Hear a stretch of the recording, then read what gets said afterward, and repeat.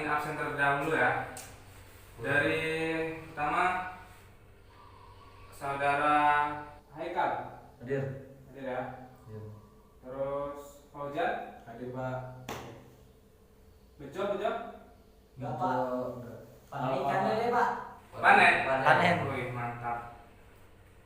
Jadi kesimpulannya apa ini keterangan? Pak. Enggak kirim surat Pak, enggak kirim lele juga. Ya. Terus Diki Hadir Pak. hadir ya. Udah cukup ya segitu ya, siswanya. Ya, Pak. Untuk memulai mata pelajaran pada siang hari ini, mari kita bersama-sama membaca umum kitab ila hadratin Nabi Mustafa Sayyidina Muhammad sallallahu alaihi wasallam khususan maqasidana wa li kulli niyatin shalihah sayyidul lailul fatihah. Bismillahirrahmanirrahim. Alhamdulillahirabbil alamin arrahmanir rahim maliki yaumiddin. Iyyaka na'budu wa iyyaka nasta'in ihdinas siratal mustaqim siratal ladzina an'amta 'alaihim ghairil maghdubi 'alaihim waladdallin. Amin. Oke anak-anak, jadi pada kesempatan kali ini kita akan mempelajari tentang tasawuf. Apa sih itu tasawuf? Ada yang tahu? Belum, Pak. Belum tahu ya. Jadi tasawuf ini adalah ilmu yang mempelajari bagaimana cara-cara kita untuk membersihkan hati, untuk mensucikan hati, untuk mendekatkan diri kepada Allah Subhanahu wa taala.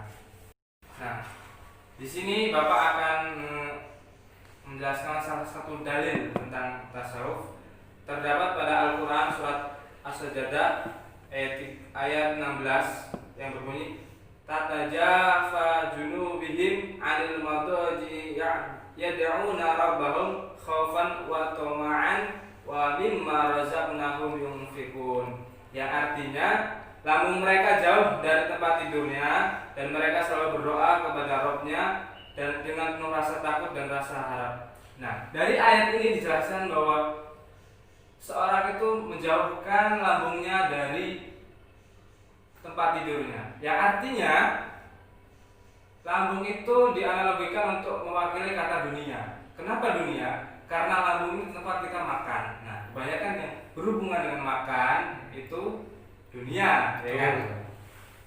Maka dari itu kita disuruh riyadhah, ya kan?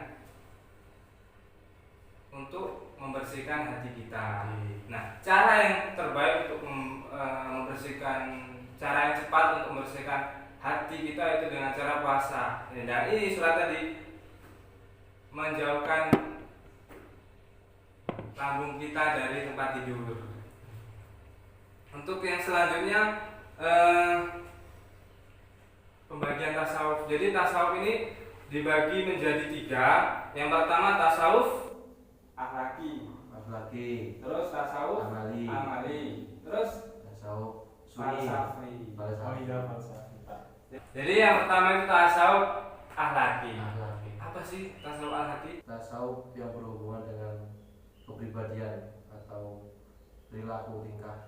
Nah, seperti itu. Jadi tasawuf akhlaki yaitu tasawuf yang untuk di situ yang menjadi objeknya itu tentang akhlak kita, terus pribadi kita, berhubungan kita dengan masyarakat. Nah, tasawuf ini mempunyai 3 tahapan juga. Yang pertama tahali, takholi, tajalli. Nah, takholi itu berkenaan dengan bagaimana cara kita mengosongkan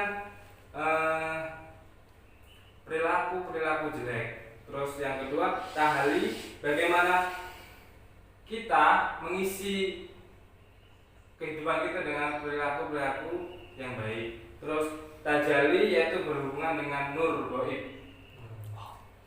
Nah, seperti itu. Yang selanjutnya tasawuf amali. Jadi tasawuf amali ini berhubungan dengan bagaimana cara kita beramal, bagaimana cara kita beribadah. Terus tasawuf falsafi. Tasawuf falsafi ini lebih ke ideologi. Nah, seperti itu. Yang selanjutnya kenapa sih kok kita harus bertasawuf? Ada yang tahu? Belum tahu ya? Jadi kenapa kok adanya kita harus bertasawuf? Ya, yang pertama tasawuf itu sebagai jalan kita, sebagai ilmu, cara-cara untuk bagaimana cara kita mengontrol nafsu kita. Nah, nafsu itu jangan dimatikan, karena kalau nafsu itu adalah sesuatu yang dikasih oleh Allah. Jadi kalau kita mematikan nafsu itu hukumnya boleh, ya. Nah, makanya itu saya mengatakan mengontrol bagaimana kalau bisa dunia ini sebagai tetap kita melakukan kehidupan dunia, tapi untuk batu loncatan untuk akhirat. Nah, yang selanjutnya yaitu untuk bagaimana kita lebih baik mantap beribadah. Terus untuk ya sekarang kita tahu bahwasanya sekarang kita hidup di zaman era modern, yang mana banyak kelalaian yang tidak kita rasakan, tapi di situ banyak sekali dosa-dosa yang kita lakukan. Sampai sini paham? Paham. Ada yang perlu tanyakan nggak? Nggak ada Pak. Nggak ada. Cukup Pak. Paham banget. Masya Allah. Ini pahamnya paham gimana ini? Paham sampai ke hati Pak. Ke akar-akarnya ya. Iya Pak. Betul. Terus di sini istilah-istilah dalam tasawuf. Jadi yang pertama itu zuhud. Apa itu zuhud? Zuhud itu sikap tidak menjadikan kehidupan dunia sebagai tujuan akhir, tapi sebagai batu loncatan untuk akhirat, seperti yang saya katakan tadi. Terus zahid itu orang yang melakukan zuhud. Terus sufi, ada yang tahu sufi? Orang yang melakukan tasawuf Pak. Nah, seperti itu. Jadi tasawuf itu adalah ilmu ya. Terus orang yang menjalani tasawuf itu Sufi. Oke. Ada yang perlu tanyakan lagi? Nggak ada kayaknya Pak. Kalau tidak ada, Bapak punya game buat kalian. Jadi Bapak di sini punya 6 lintingan. Ada hadiahnya nggak Pak? Hah? Ada hadiahnya nggak Pak? Atau baru pas nanti ada insya Allah. Semangat ini. Asli. Jadi di sini metodenya kayak gini, bahwa ini jawaban, terus ini soal. Nanti kalian semua pegang jawaban, nanti Bapak bacakan soalnya. Nah, apabila di situ kalian memegang jawaban yang apa yang Bapak ucapkan, kalian langsung angkat tangan. Oke. Untuk ketua kelas bisa dilanjut lagi kan sama teman-temannya. Siapa? Pak.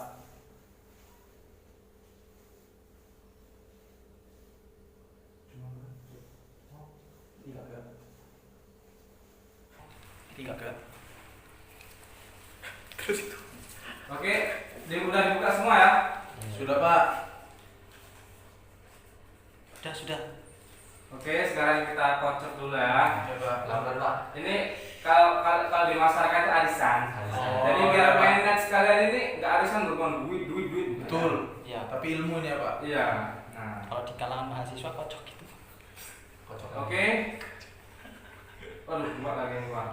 Sedih aja Pak. Satu lupa. Jangan nafsu Pak. Ya. Dikontrol. Us. Semua. Nah, ini yang keluar ya. Iya Pak. Perhatikan.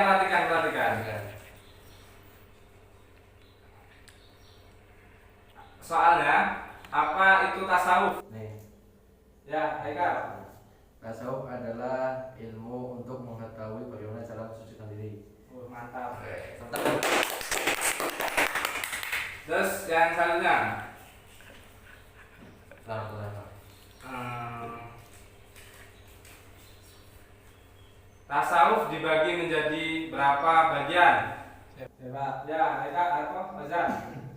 Yang pertama tasawuf dibagi menjadi 3 Pak. Yang pertama tasawuf akhlaki, yang kedua tasawuf amali, dan yang terakhir tasawuf falsafi. Ya, benar. Terus yang terakhir ini. Sufi adalah Saya Pak. ya, Orang yang melakukan tasawuf. ya benar. Nah, kenapa saya kok melakukan metode ini biar kalian tuh tanggap? Karena dengan kayak gini bisa kalau ada momen itu kan, kemarin saya dapat ini, nah itu tujuan saya. Gitu. Oke, apakah bisa dipahami? Paham. Ada yang perlu ditanyakan? Tidak ada Pak. Tidak ada. Cukup Pak. Alhamdulillah. Oke, kita cukupkan materi pada siang hari ini. Saya harap kalian buka-buka ya di rumah ya bukunya. Terus besok pertemuan besok saya akan adakan evaluasi. Jadi materinya harus dibaca-baca lagi biar lebih ngena di diri kalian. Mungkin itu yang dapat saya sampaikan. Semoga ilmu yang saya berikan itu dapat bermanfaat, barokah bagi kita semua. Amin ya Allah. Adalah kita akhiri pertemuan ini dengan melafalkan alhamdulillah. Alhamdulillahirabbil alamin. Cukup sekian dari saya akhiri. Wallahul muwaffiq ila aqwamit thoriq. Wassalamualaikum warahmatullahi wabarakatuh. Waalaikumsalam.